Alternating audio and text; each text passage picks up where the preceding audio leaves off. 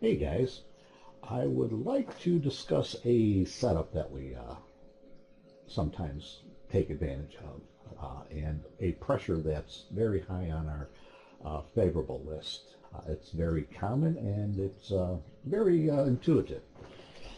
It tells us what's about to happen if we see the picture right. So what I mean by that is the power of separation. Power of separation is nothing more than the MacDs being separated from the Bollinger Band. I could give an example here. This is the white band, it's the Bollinger Band, and we've got two of them, one over here and one down here. And the little balls with the blue line in between, that's the MacD. Hence MacD, Bollinger Band, BB. I think there was a change in terminology over the course of the years since the script writer wrote the script.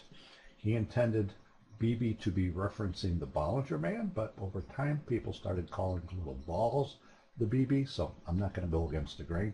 We're going to call the balls the BBs.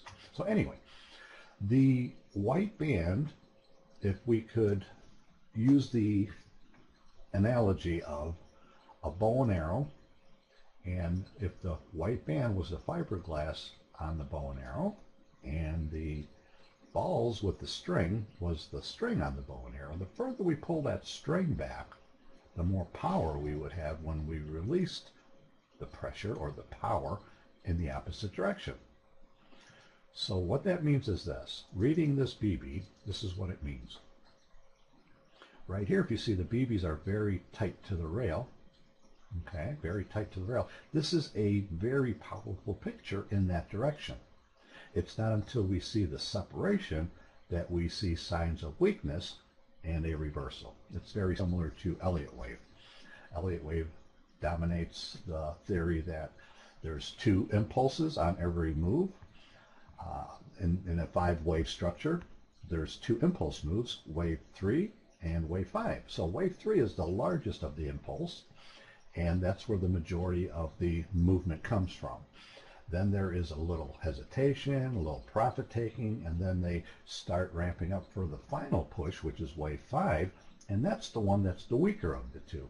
And in the MacD-BB picture, the weaker of the two runs is distinguished by the separation that it has from the white band. So anytime we see separation, we convert that to weakness. So right here, if you notice, BBs are separated, signs of weakness, reversal. Here we have signs of weakness. It's attempting to reverse here, but if you look at the big separation here, that's dominating all of them, but we really have no idea we're going to get this one later. So the best thing to do is take separation into consideration when it's got a lot of power. Okay, so I wouldn't really be that concerned with this one because it doesn't have a lot of power compared to the one back here, or actually to the one over here. The separation is grander here than it is on this one, and this one is larger than all of them. So out of these three, this is the one most likely to succeed. Okay? So if we're interested in a trade and we are approaching the area where we're, let me get a vertical line here.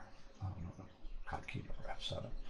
When we're approaching a picture of interest, okay, right here is not a lot of separation, not really interested, not a lot of separation, not a lot. Now here all of a sudden we see huge amounts of separation, which means there's a lot of power in the opposite direction. If I was to enter that trade, what would I be looking at? I'd be looking at my 144. As soon as that 144 curled down, something like that, I would be entering the trade. So what I'm saying is this. The 233 gave me the power, gave me the pressure, and the 144 initiated the trade. He told me when to take the trade. I didn't take the trade back here because there wasn't enough separation. Okay, let me put this guy on. I'll stay on top. Okay. I didn't take the trade here because there wasn't enough separation. Didn't take it here because there wasn't enough separation. So in relation to these BBs pointing down on the 144, yeah, they pointed down, but it wasn't an area that was acceptable on the larger time frame. It wasn't until right here that I was interested. Now I saw a BB that was curling down. So entering the trade right here would have been the entry signal. Okay, not even looking at the price bars, just looking at the power and the pressures here. So if we're looking at this BB here on the 144 transposed over to this vertical line right here, we probably would have gotten into the trade right about here, let's say. Okay, where's the stop loss? Stop loss is one tick above the pivot that was created by the push down left behind a pivot. That's where we're hiding. That's our stop loss. So in this particular example, our stop loss would have been 4 ticks. Okay?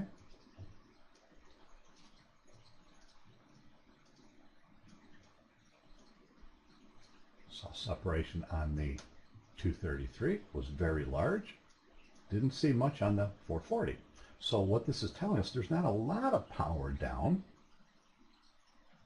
compared to if the 440 would have given us the same picture. Okay, so what we're anticipating is that the move down doesn't have that much power. So it's going to be lesser than if we would have seen the same picture on the 440 or the 610. So let's manage the trade. Let's manage the trade. What do we want to see? Well, we want to see that this power has enough oomph to push the BBs from one side of the Bollinger Band to the other. We call this crossing the river. So once it crosses the river here, it locks on the rail, gets on the other side, gets very close to the white band. That's a sign of power right here. If we get 1 BB across, there's a very high probability of 2 more for a total of 3. Okay, so once we have 3, we're passing the baton over to the 440. We're expecting him to follow suit. If you get 1 across, high probability of 2 more for a total of 3. Getting across the river is imperative because that's where the hijacking takes place. That's where the counter pressures take hold and hijack the pressure down, in this case, with a turbulent factor of power up, power down, power up, power down. It's not until the BBs get out of the river that they're out of that danger. So right here we got 2 BBs on the rail, going for the third one as soon as it prints. Then we're asking the 610, do the same thing. Get across that river.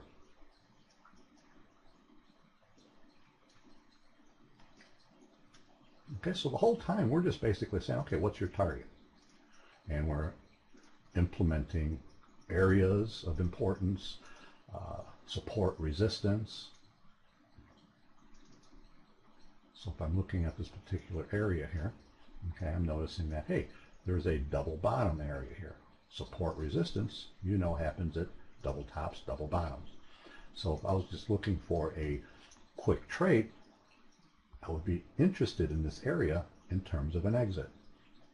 Could it break through there? Yeah, absolutely, but it's free sailing down to that pivot and then, or down to that area, I should say, and then we might expect a pivot. So as we're coming down here at the double bottom area, what are we anticipating on the BBs? Possible separation, right? If I see separation, whoa, separation's right here, right? This would be a great reason to get out of the trade. Okay, so right here you're seeing at the bottom of the area here, we're hitting the bottom, general vicinity. Not really separated here yet on the 233, but right here we're seeing separation and we're seeing slow down. Okay, let's talk about slow down. We can see that the BBs are going with a certain speed, certain velocity by the distance between the BBs. Okay, so if I was to say from there to there is the equivalent of 5 miles an hour. We're still doing 5 miles an hour, still doing 5, 5, 5. All of a sudden we're slowing down here, and we're slowing down with separation. If I was looking for a long, this would be one of the pictures I'd be looking for. A slowdown with separation. So taking everything into consideration, this is a sign of danger. This is an area of danger. Double bottom, signs of weakness, signs of slowing down, a bird in the hand, get out with what you got. So it could easily have gotten out with 1.4.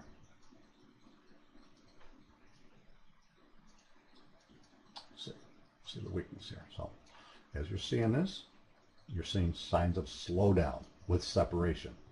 Okay, so maybe you let it come back up a little bit. Let's be realistic. Maybe you got it all the way up there. Okay, came all the way back up there. Got out right there. So 1.2. All I'm trying to reference here is a separation power with an area and just putting it all together. Okay, this is one of our favorite powers, pressures, power of separation, and just reading the BBs and listening to what they're telling us. Didn't even need to look at the price bars except for, hey, I've got an area here of support, double bottom, and that's the only reference I really made to any price movement.